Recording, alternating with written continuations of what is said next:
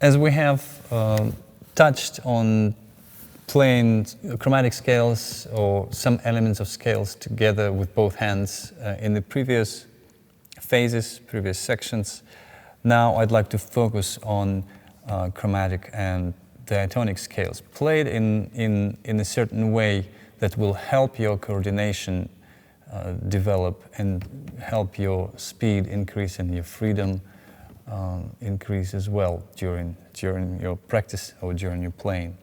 Again, I recommend to choose, we start on one string, it's going to be a chromatic scale, and the position is going to be the most comfortable there can be. I recommend to start the chromatic scales practice on the third string, and it's going to be near the 12th fret. So I'm going to use a row of 4 notes, starting with an open string, whatever that string is. In this case, it's a third string, and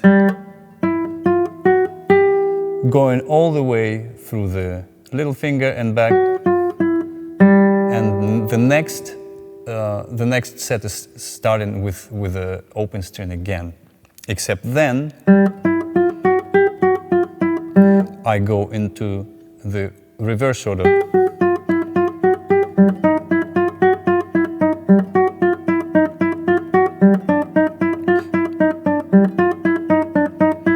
Shifting fret by fret to the 5th fret, and that's where I finish the row of notes, this formula on one given string. So the pattern on the right hand is going to have a three-finger pattern, but also in a specific way. So I'm going to demonstrate it first with the arpeggio. So I recommend starting with 3 fingers active in this exercise, with 1 finger doing the double work. In this case, it would be the index finger, I. So the pattern, I'm going to use arpeggio for demonstration. This is going to be the pattern, but on 1 single string that we're going to use for the chromatic scale. This is how it's going to look. So I'm doubling now the I finger. And so now joining two hands together, 2 things together. Keep your thumb wherever it's comfortable, probably on one of the bass strings. If you're comfortable with being on the adjacent string, that's up to you. I sometimes do that. And planting is also recommended. Light planting, so light contact with the string before you play it. And the speed would be, again, my favorite, 60 beats per minute. And here we go.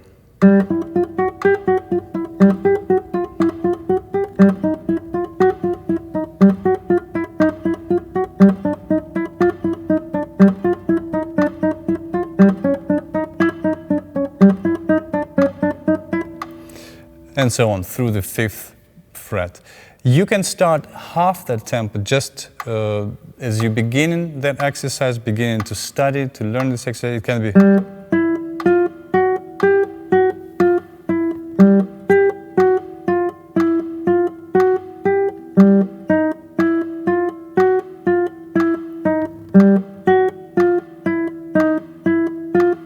It's very, very useful to spend a bit of time on this exercise in a very, very slow tempo, at this tempo or even slower.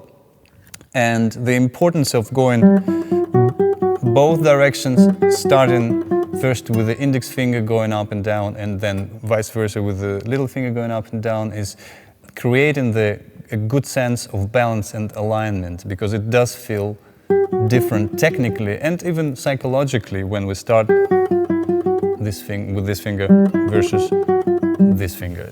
Our brain treats it as different sets, different directions of movement, because the order is slightly different. Then we can move on to the next string with the same pattern in the right hand. And once we're comfortable with that, we can try.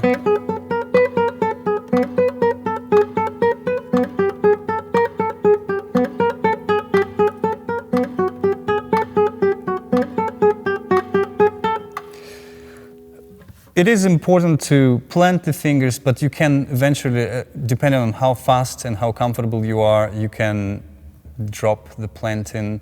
It doesn't have to be staccato. It's not an aggressive preparation of the right hand exercise. It's just having two hands work together, and whatever uneven movements or slightly out of time movements you may have, having covered other phases, this is the chance for you to work on that in an appropriate tempo. You can also use, and I recommend using other patterns. For instance, the next pattern for the right hand would be the same. If I demonstrate it with arpeggio, it would be the same use of 3 fingers, except now, starting with an I finger, I'm doubling on the M, so on the middle finger.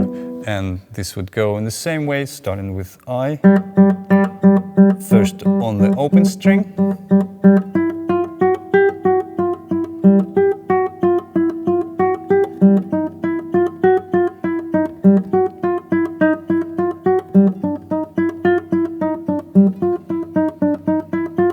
if you go a little bit faster, you can notice that you don't need to plant all the time.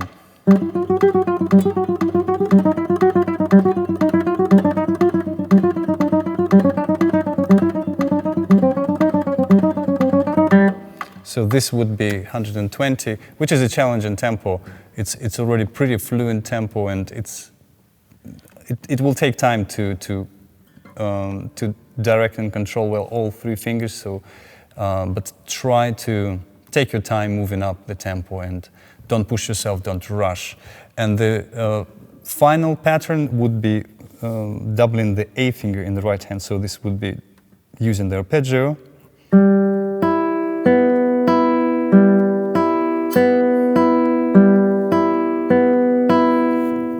So this would be, again, always starting with I.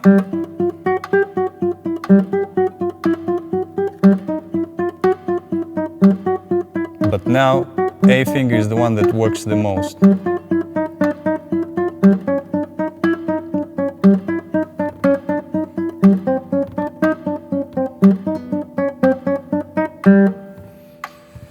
It's also important, even when you're slow and you're starting to explore that exercise, or you're playing it at a fast tempo, it's always useful to take a couple of beats break in between, or some rests. It's absolutely appropriate. For instance, I would practice this exercise. Shift 1 position, and then just rest a couple of beats. And then refocus, recalibrate, and start again from where I just stopped.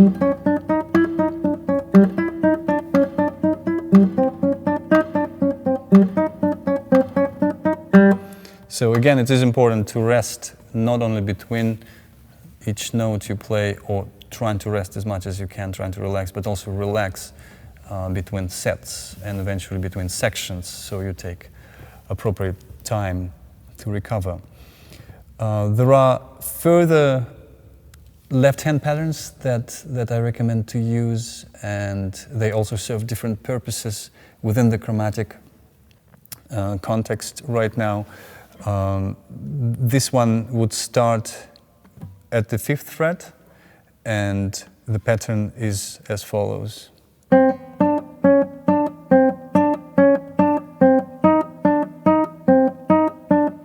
And then shift to 1 position.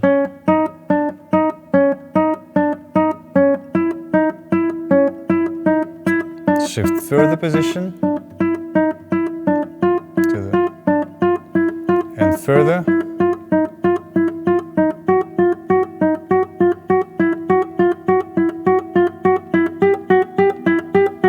Once you reach the last note at the fret 12th, then you go back, and the pattern back is different now, so it would be and shift.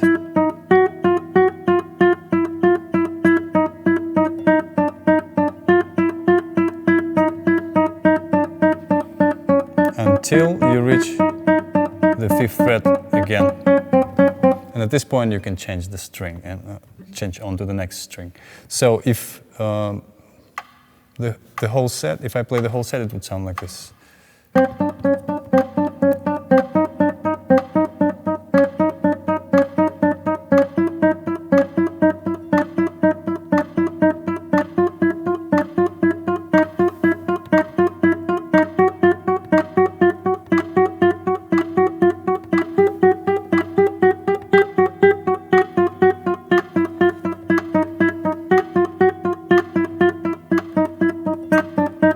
And so on. Don't forget to stop every once in a while and have a break, even if you not finish with the whole set of this exercise. Then moving on to the next idea of aligning that. And of course, it is absolutely appropriate to start off not only, as I showed in this instruction,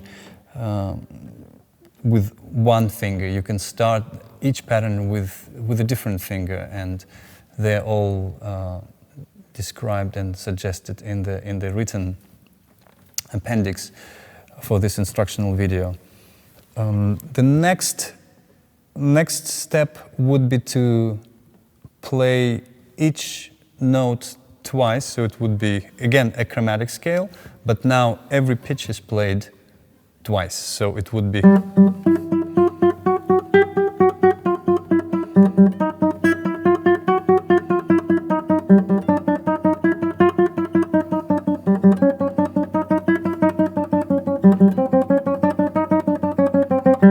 and the pattern in the right hand I just used is actually straight tremolo, which is A-M-I, A-M-I.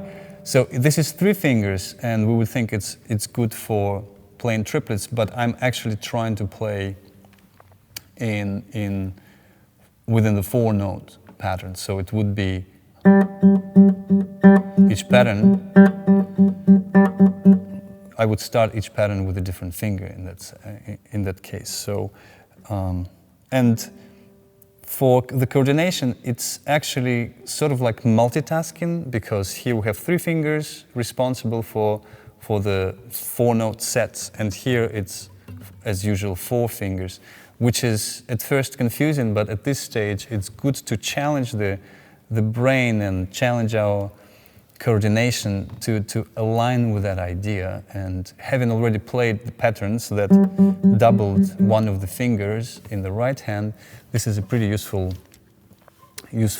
exercise to move on to the next level. So again, metronome at 60, and with the tremolo pattern in the right hand and the chromatic scale pattern in the left, it would be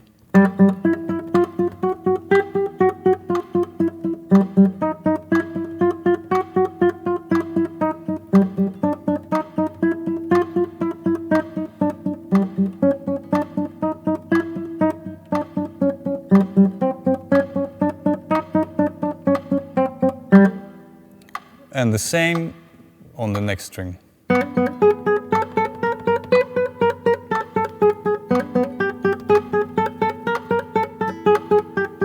Again, try to stay relaxed. One variation you can use here is also very useful for the action of and the timing of the left-hand fingers. First, you can exaggerate the accent every first note of the 2 that you play for every pitch. So it would be, instead of being even in diligent, you can do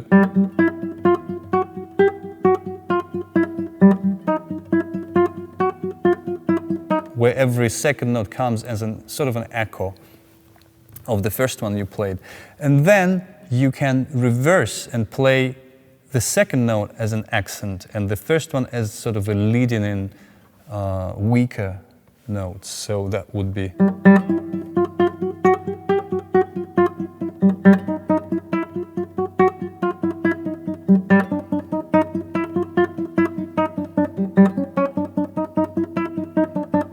again, right-hand patterns can include straight tremolo, doubling one of the fingers, or it can use even the reverse three fingers pattern. So now just now I used A, M, I, and now it can be with I, M, A, which will sound like this.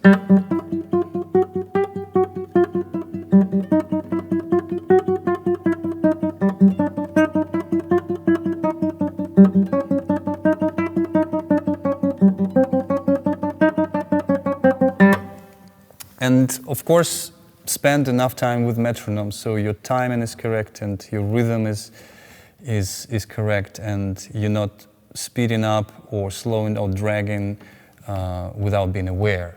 Of course, you can play it without a metronome eventually as well. Try to vary the tempo, and dynamics can be added here too. Some articulational ideas as well, but the basics are that you keep your hands together at all times.